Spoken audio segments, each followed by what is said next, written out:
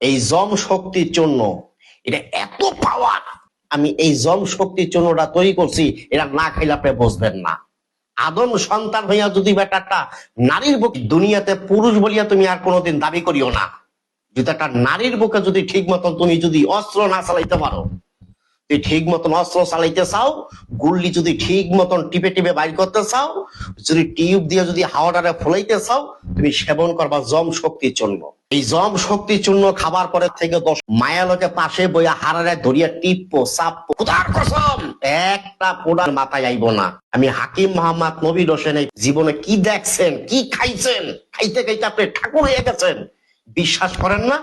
আপনি আমার এই জম শক্তির জন্যটা খান, দদির মতো গাঢ় হবে, পানি পড়া বন্ধ, ক্ষয় সপ্তদোষ বন্ধ, স্বাস্থ্য পরিপিকার ভালো।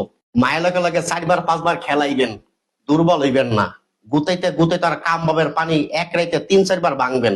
এটার নামই জম শক্তির চূর্ণ। এটা 4 থেকে 5 বার মিলামিশা করবেন, ক্লান্ত হইবেন না। এই জম শক্তির চূর্ণটা আমি হাকিম মোহাম্মদ নবীর হোসেন বহুত গাছ রিসার্চ করিয়া, গবেষণা করিয়া, এই পবিত্র কোরআনের থেকে একটা গাছ বাইর করিয়া আমি এটা ভিতরে দিছি। মায়েরাকে লজ্জা দেয়, ওর মায়ের ভাইকে খালামা গুতাইতে গুতাইতে জিভ বাবার করিয়া লইবেন, খাইবেন জম শক্তির জন্য।